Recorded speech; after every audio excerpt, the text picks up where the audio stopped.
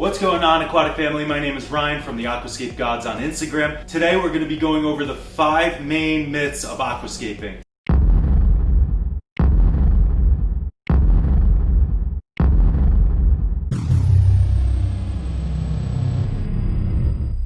Please don't forget to like, comment, and subscribe if you like content like this. So let's get into it. The number 1 myth, or should I say the number 5? Let's do a countdown. The number 5 myth is that it's going to be expensive. Yeah, it's going to be expensive if you want to get deeper and deeper into the hobby and keep progressing and get bigger and better tanks. But in order to start, you really don't need that much money. We've made a tank on a budget video. You could probably press it over here, and you could watch how we break down what you really need just to make an aquascape. It's really not as hard as people think. All you need is some sand, some dirt, or not dirt, but aqua soil, or you don't even need that. You could just do sand and water and a filter, and you're pretty much good to go. You get plants for basically free online. You could go on Craigslist, you could go on some cheap websites. You could get it for almost nothing. So what's stopping you from starting? That's myth number 1. Myth number 2 would be that hydrogen peroxide kills all sorts of algae, and it's basically a magic pill that you take and you clean up your aquascape in no time. And that's absolutely false. I've used that before in the past as like a spot treatment, and sometimes I forgot what it's called, maybe like a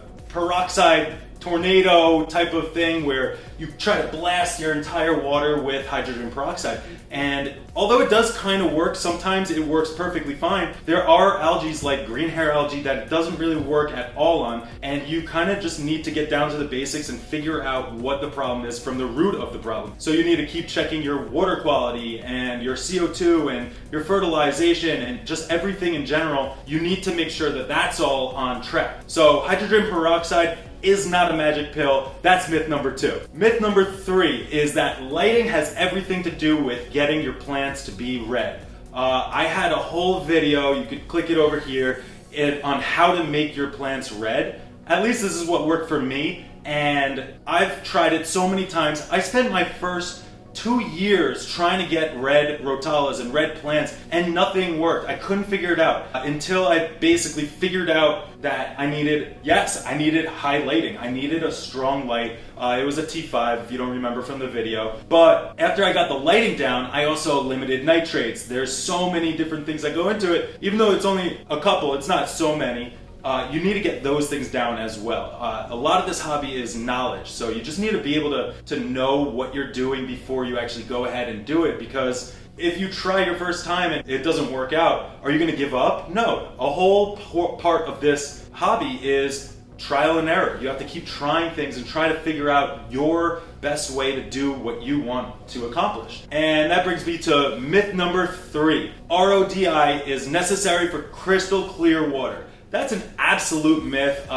I know I've had a conversation with some people who are pretty well known in the hobby, and they thought that RODI water is what makes your water so crystal clear. Although yeah, it does clear up your water quality, it doesn't clear up the actual look of your tank. And don't judge this tank because I just did a water change in there, so it's gonna be cloudy. But in general, I've had maybe 1 tank that used RODI, and every other tank I've had has, for the most part, has pretty much been perfectly crystal clear. You do not need RODI water in order to have a successful aquascape tank or to just have crystal clear water in general. It's a myth, and it's not true. Don't believe them if they say that. Okay, and that brings us to myth number 4, that fish don't like aquascapes and they don't like plants. I've heard this one a lot recently, and I'm not sure exactly where it's coming from. I think people might be talking about goldfish and how goldfish eat the plants and they disrupt the tank. If you have any type of decoration or rocks or soil, they'll muddy up your tank. But in general, if you're talking about a normal tetra or something that's non-aggressive, the fish love plants. They love the natural environment that the plants supply for it. It's not only just good for them, but they use it to shelter from the light, and they use it to hide from other fish. They use it for all sorts of different things. This is an absolute myth. I'm not sure why people are saying this, but stop.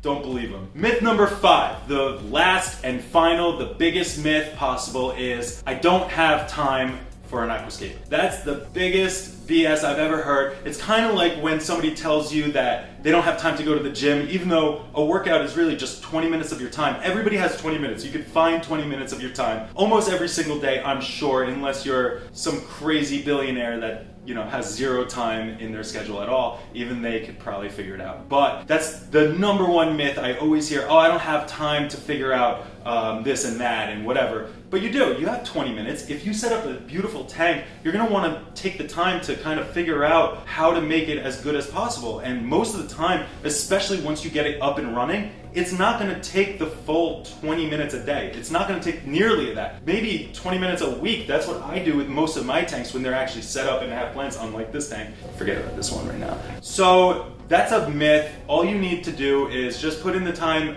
before you set up an Aquascape and really put in the work to understand what you need to do and how you're gonna maintain it. So that's all it takes. It doesn't take an hour a day. It doesn't take an hour a week if you don't want it to. You could have just a tiny little bowl Aquascape and it doesn't even need a fish or anything, and that could take you 10 minutes every month. It doesn't have to be a time killer. It's one of the most fun things to do for me. I love doing my maintenance, but I don't do maintenance that much out of my time. Anybody can make the time.